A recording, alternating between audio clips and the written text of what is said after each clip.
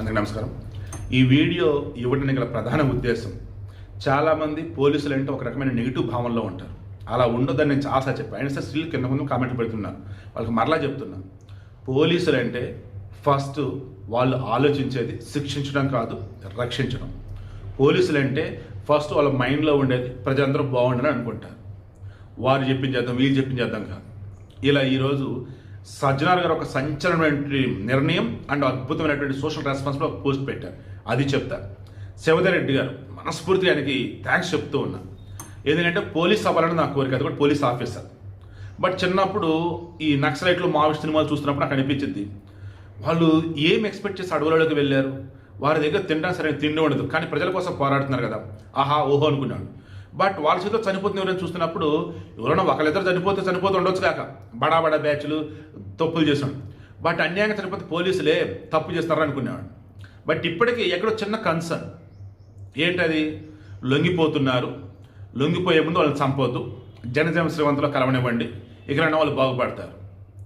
అలా అనుకునే మూమెంట్లో మన ఆంధ్రప్రదేశ్ ప్రభుత్వం వచ్చేసి హిడ్మా విషయంలో కొంతమంది తప్పు చేశారంటారు, ఇంకొంతమంది అదేం లేదు వాళ్ళ డ్యూటీ వాళ్ళు చేశారంటారు. హిడ్మా ఆల్మోస్ట్ లొంగిపోయాడు. లొంగిపోయిన తర్వాత ఎన్కౌంటర్ చేశారని చెప్పేసి అంటారు. నిజాలంటే వాళ్ళకి తెలియాలి. తర్వాత ఛత్తీస్గఢ్ ఇలా చెప్పుకున్నట్టయితే రీసెంట్ టైమ్స్లో లొంగిపోదాం అని అనుకుంటున్న మూమెంట్లో కనపడ్డారంటే కాల్చేస్తున్నారు. ప్రాపర్ వేలో లొంగిపోతే మాత్రమే అప్పుడు పబ్లిక్ ముందు ప్రవేశపెట్టి జనజీవన కలిపేస్తున్నారు. ఇలా ఈరోజు శివధర్ రెడ్డి గారు ఒక సంచలన నిర్ణయం తీసుకున్నారు. తిరుపతి అలియాస్ దేవ్జీ, ఈ మావోయిస్ట్ కేంద్ర కమిటీ కీలకమైన వ్యక్తి, ₹1 రివార్డు ఉంది అతని తల మీద. నెక్స్ట్ రాజిరెడ్డి అలియాస్ సంగ్రామ్, ఇద్దరు కూడా తెలంగాణ వాళ్ళే, ఇద్దరు కూడా కీలకమైన పదవుల్లో ఉన్నారు. వీళ్ళు కాకుండా ఇక మరికొంతమంది కీలకమైన మావోయిస్టులు మొత్తం కూడా లొంగిపోవడానికి రెడీ అయిపోయారు. బట్ ఎక్కడ లొంగిపోవాలి? ఏపీనా కాదు, ఛత్తీస్గఢ్ కాదు, ఒడిశానా కాదు, మహారాష్ట్ర కాదు, మరి ఎక్కడ? తెలంగాణ. వాళ్ళు తెలంగాణ వాళ్ళు. అట్ ది సేమ్ టైం తెలంగాణలో కాంగ్రెస్ గవర్నమెంట్ వచ్చేసి గతంలో నక్సలైట్తో చర్చలు జరుపుకున్నారు. అండ్ ఆ మధ్యలో కూడా ఈ ఆపరేషన్ కగారు అప్పుడు చేస్తున్నప్పుడు కూడా అమిత్ షా వీళ్ళంతా అన్నప్పుడు వాళ్ళతో చర్చలు జరపండి అన్న వీళ్ళు అంటున్నారు. సో అటువంటి అప్పుడు వీళ్ళని కనుక ఇప్పుడు లొంగిబాటు అన్నప్పుడు వాళ్ళని కనుక రక్షణ కల్పించి కనుక లొంగిపోయేలా చేస్తే వీళ్ళకి నేమ్ వచ్చింది. అట్ ది సేమ్ జనాల్లో కూడా పోనీలే ఇన్నాళ్ళకి మంచి జరిగిందని అనుకుంటారు. దానికి అడుగులు వేశారు, వాళ్ళంతా లొంగిపోయేలా చేశారు. ఈవెన్ వాళ్ళు లొంగిపోవలేదు, ఇన్నాళ్ళు మేము ఎదురు చూస్తున్నాం సార్, మా ఎదురు చూపులు అవి ఫలించాయని చెప్పేసి వాళ్ళ కుటుంబ సభ్యులు అంటున్నారు. సో టాప్ మోస్ట్ మావోయిస్ట్ నాయకులు, లీడర్లు ఇప్పుడు లొంగిపోయారు. ఆల్మోస్ట్ ఎక్కడన్నా ఒకళ్ళిద్దరు ఉంటే ఉండొచ్చు, వాళ్ళు కూడా లొంగిపోతారు అంటున్నారు. రేపు మార్చిలోపు మావోయిస్ట్ రహిత, నక్సలైట్ రహిత భారతదేశంగా మనం చూడబోతూ ఉన్నాం. ఈ విషయంలో తెలంగాణ డీజీపీ శివధర్ రెడ్డి గారు అద్భుతమైన నిర్ణయం తీసుకున్నారు. వాళ్ళకి మనస్ఫూర్తిగా హ్యాట్స్ ఆఫ్ చెప్తూ ఉన్నాం. కమింగ్ టు సజ్జనార్ గారు, ఈయన విషయంలో చాలాసార్లు చెప్పి మరలా చెప్తున్నా, సోషల్ రెస్పాన్సిబిలిటీ మెండుగా ఉన్నటువంటి వ్యక్తి. మీలో కొంతమంది సజ్జనార్ గారిని పబ్లిసిటీ ఎక్కువ ఆయన అంటూ ఉంటారు. అవునయ్యా, ఆయన చేసిన ఒక పని ఉందయ్యా, ఏ పని చెప్తే తప్ప, చెప్పాలి కదా. అది కొంతమంది పబ్లిసిటీ అంటారు, కొంతమంది విషయం చెప్పడం అంటారు. నేనైతే ఉన్న విషయం చెబుతున్నాడు అంట. ఏమైంది ఇప్పుడు? 9490616555 అదేంటి, మన షీ టీమ్ వాట్సాప్ నెంబర్. మొన్న నాకు ఇన్సూరెన్స్ కోసం అని చెప్పి సెకండ్ నెంబర్ ఇచ్చా కదా, నా ప్రైమ్ నెంబర్ వచ్చి అది చాలా confidential number. So insurance number ఉండేది. దానికి హైదరాబాద్లో లంగర్ హౌస్ మెహదీపట్నం ఒక ఆమె ఫోన్ చేసింది. ఆమె వచ్చేసి ఏడుస్తుంది. ఏమైంది ఏంటండి అంటే, మొన్న విజయశాంతి రెడ్డి చనిపోయింది కదా, అలా నేను నా పిల్ల కూడా చనిపోతామంటుంది. ఏమైందమ్మా ఏంటమ్మా అంటే, అప్పుడు కొంతమంది కలగలిపి ఎలా మానసికంగా వేధిస్తుంది, వేరే ఆడవాళ్ళు వీళ్ళ బంధువులు ఎలా హింసిస్తుంది మొత్తం చెప్పుకుంటూ వస్తుంది అన్నాను. ప్లీజ్ అమ్మ, షీ టీమ్ నెంబర్ ఇస్తా, వారికి మీరు చెప్పండి, వాళ్ళు మీకు హెల్ప్ చేస్తారు, బెస్ట్ అమ్మ అని అన్నా. మరలా చెప్తుంటే అన్న, ప్లీజ్ అమ్మ అర్థం చేసుకోండి, వాళ్ళే వినగలరు, వాళ్ళే సమాధానం చెప్పండి, ఇది లేడీస్ ప్రాబ్లం, నాది కాదమ్మా, ప్లీజ్ నేను నెంబర్ ఇవ్వగలను, నెంబర్ ఇచ్చేసాను, థ్యాంక్స్ అన్న అని చెప్పింది. ఓకే అమ్మ జాగ్రత్త అని అన్నా. ఇప్పుడు సజ్జనార్ గారు ఆల్మోస్ట్ అటువంటిదే చెప్తున్నారు. ఆయన ఐడి దాన్ని ఏమంటారు, ఆయన సోషల్ మీడియా అకౌంట్లోనే పెట్టున్నారు. రీసెంట్ టైమ్స్లో మన సుప్రీంకోర్టు కూడా చెప్పింది, యాక్చువల్లీ వీడియో ఇవ్వాలి బట్ ఇవ్వలేదు. అది సుప్రీంకోర్టు కూడా ఏం చెప్పింది, పెళ్ళికి ముందు అమ్మాయిలు అబ్బాయిలు కలుస్తున్నారు సెక్సువల్గా. ఎలా? ఎంగేజ్మెంట్ అయిపోయింది, త్వరలో పెళ్లి చేసుకోబోతున్నాం, మనమే కదా, హ్యాపీ కలుద్దాం, పది ఎంజాయ్ చేద్దాం. ఇలా ఎంజాయ్ చేస్తున్నప్పుడు ఏమవుతుంది, ఒకటి ఆ అమ్మాయి దగ్గర వీడు సెక్సువల్ ఆనందం పొందిన తర్వాత ఇక డబ్బుకి ఎరేస్తున్నాడు. ఎంజాయ్ చేసాం కదా, ఇప్పుడు నాకు డబ్బు కావాలి. కట్నం వద్దన్నట్టు కట్నం అడిగినోడు కూడా ఇంకా ఎక్కువ కావాలి. ఆల్రెడీ అప్పటికి ఎంగేజ్మెంట్ కూడా అయిపోయింది, బంధువులు అందరూ చెప్పేసుకున్నారు. ఇప్పుడు ఆ పెళ్లి చెడిపోతే అట్ట? ఆ పెళ్లి చేసుకుందాం అనుకుందాం, వాడు ఎన్నట్టుగా మళ్ళీ ఎక్స్ట్రా డబ్బులు చేసుకున్నాను అనుకుందాం. జీవితాంతం వాడి ముఖం చూడగలదా పాజిటివ్గా? జీవితాంతం వాడు నమ్మగలదా? అందుకే ఈరోజు సత్యనారాయణ గారు ఒక మాట అన్నారు.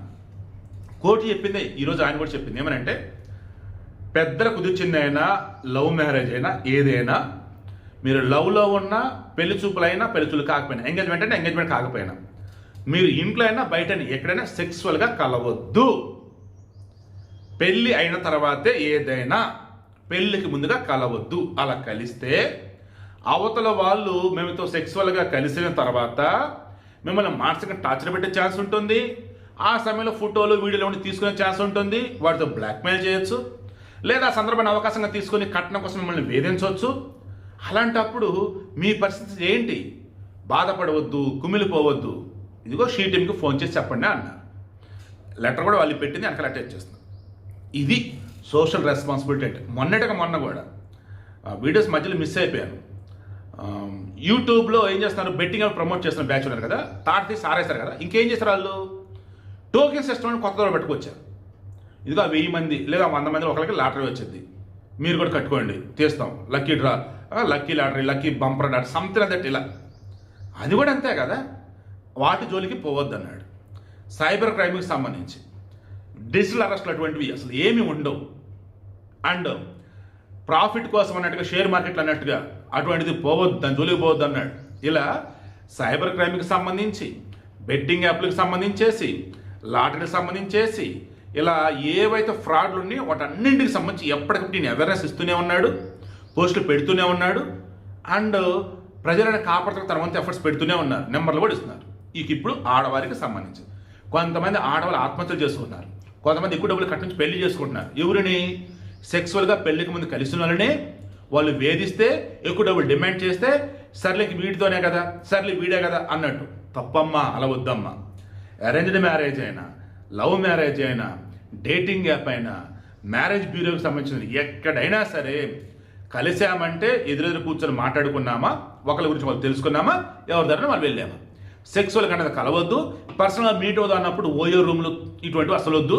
అంతిమంగా మరలా చెప్పేది, రేపు పెళ్ళవుతుంది అన్నా కానీ ఈరోజు కూడా మీరు కలవద్దు. గుర్తుంచుకోండి. మరలా చెప్తున్నా, సజ్జనారావు చెప్పినా, నేను చెప్పినా, సుప్రీంకోర్టు చెప్పినా, దయచేసి పెళ్లికి ముందు సెక్స్ అన్నది వద్దు. It's my sincere request. ఎందుకంటే దాని అడ్వాంటేజ్ వాళ్ళు తీసుకొని మిమ్మల్ని హింసిస్తారు, వేధిస్తారు. అలా కనుక జరిగితే షీట్కి కాల్ చేయండి, లేదా 100 కాల్ చేయండి. ఓకే, ఒకవేళ మిమ్మల్ని ఫోటోలు మీడియాలు అంటే బ్లాక్మెయిల్ చేస్తే 1930 సైబర్ దానికి కాల్ చేయండి. ఇంక శివధర్ రెడ్డి గారు మానవత్వంతో మావోయిస్టులు లొంగిపోయేలా చేశారు. ఇక భారతదేశంలో వచ్చేసి మావోయిస్టులు ఉండరు అన్న దానికి సంబంధించి ఈరోజు అత్యంత కీలకమైనటువంటి భూమిక శివధర్ రెడ్డి గారు తెలంగాణ డీజీపీ పోషించారు. ఇక యూత్కు సంబంధించి అండ్ పెద్దవారైనటువంటి వారికి సంబంధించి కూడా సైబర్ నేరాల బారిన పడకుండా, బెట్టింగ్ యాప్ల జోలికి పోకుండా, ఈ పెళ్లిళ్ళ విషయంలో వచ్చేసి ఎవరు కూడా మోసపోకుండా సత్యనారాయణ సంచలన నిర్ణయం ఆయన తీసుకున్నారు, అవేర్నెస్ కల్పిస్తున్నారు. ఇద్దరు కూడా సూపర్. అండ్ వీళ్ళిద్దరు టీంలో ఉన్నటువంటి మన పోలీసులు ఎవరైతే వాళ్ళందరూ కూడా ఒకటే అండి, సమాజాన్ని కాపాడుకుందాం. ఇంతే. మొన్న చెప్పి ఇప్పుడు కూడా చెప్పారు, అనస విషయం అంటే చెప్పి మరలా చెప్తున్నాం. ఆ తర్వాత నిన్న భారతీయ సిమెంట్స్ వాళ్ళకి సంబంధించి హెరిటేజ్ వాళ్ళ కేసెస్ అది కానీ రిమైనింగ్ మరికొన్ని కానీ పోలీసులు కానీ కోర్టులు కానీ అంతిమంగా ఏం చేస్తాయి అంటే, ఈ ఆన్లైన్లో ఎవరైతే అడ్డదిడ్డంగా పోస్టులు, కామెంట్లు, వీడియోలు పెట్టుకుంటూ పోతారో, మొన్న మధ్య సమంతకు సంబంధించి విడాకుల తర్వాత కూడా ఘోరాతిఘోరంగా పోస్టులు పెట్టారు, కామెంట్లు పెట్టారు, వీడియోలు పెట్టారు. అప్పుడు కూడా కోర్టు చెప్పింది అదే. ఇప్పుడు పోలీసులు చెప్పేది అదే. ఎవరికైనా ఏం చెప్తారంటే, అరే వద్దురా, చెడుగా ఉంది, ఆ వీడియోలు తీసేయి, అరే తప్పుడు పోస్టులా డిలీట్ చేసాయి, ఇక మీద వాడు జోలికి పోవద్దు, నీకు ఫస్ట్ ఛాన్స్ ఇస్తారు. లేదు అన్ని కరెక్ట్గానే పెట్టాను, వాళ్ళు కావాలని కేసులు పెడితే ఏం చేయాలంటే నువ్వు ప్రూవ్ చేసేయి, లేదా ఆడాను చూసుకోండి, నా తప్పేం లేదు, వాళ్ళకి తప్పుడు కేసు పెట్టారంటే అప్పుడు వాళ్ళకి చెప్తారు అన్ని కరెక్ట్గా నాకు తప్పుడు కేసు పెట్టేవేంటంట, ఇంక వాళ్ళు ఏం చేయలేరు. సో అందుకు ఇప్పుడు నేనేం చెప్తున్నానంటే, మీరు సోషల్ మీడియాలో రెస్పాన్సిబుల్గా ఉండండి, సోషల్ మీడియాలో హుందాగా ఉండండి, సోషల్ మీడియాలో గౌరవంగా ఉండండి. అన్నింటికి మించి ఈ రోజు ఉన్నటువంటి ఈ స్మార్ట్ ఫోన్ యుగంలో బాధ్యతగా ఉండండి. ఎందుకంటే మీ వల్ల ఫ్యామిలీ ఇబ్బంది పడవద్దు, అండ్ మిమ్మల్ని చూసి అంతా కూడా గొప్పగా హ్యాపీగా ఉండాలన్నప్పుడు మీరు ఉండేది గొప్ప అడుగు వేస్తూ ముందుకు వెళ్ళాలి. 10 మందికి మీరు చెప్పే పొజిషన్లో ఉన్నారన్నప్పుడు దానికి తగ్గట్టుగా మీరు అడుగు వేయాలి, దానికి తగ్గట్టుగానే మిమ్మల్ని చూసి మీతో ఫాలో అవుతారు. సో ఫైనల్లీ మిమ్మల్ని చూసి అంతా మెచ్చుకోకపోయిన పర్లా చీ కొట్టే విధంగా మాత్రం ఉండొద్దు. మీ మాట, మీ పోస్టు, మీ వీడియో, మీ అడుగు ఏదైనా, మీ చూపైన ఏదైనా గౌరవంగా ఉండాలి, హుందాగా ఉండాలి. అంతిమంగా ఈ సమాజంలో ఒక గౌరవప్రదమైన స్థానంలో మీరు ఉండాలి. సో వీడియో క్లోజ్ చేస్తున్నా. ఇక మీదటైనా ఎవరైనా సరే తప్పుగా మాత్రం కలుద్దాం చేద్దాం అన్న ఆలోచన కూడా రానివ్వకండి. ఆడవారు పుణ్యం ఉండిద్దమ్మా మీకు. అస్సలు అలా కలవద్దు. కలిసిన తర్వాత వాడు కనుక డబ్బులు డిమాండ్ చేసినా, బ్లాక్మెయిల్ చేసినా షీ టీమ్ నెంబర్కి ఫోన్ చేశాడు. మీరు ఎక్కడ వెళ్ళిన పట్ల వాళ్ళు హెల్ప్ చేస్తారు మీకు.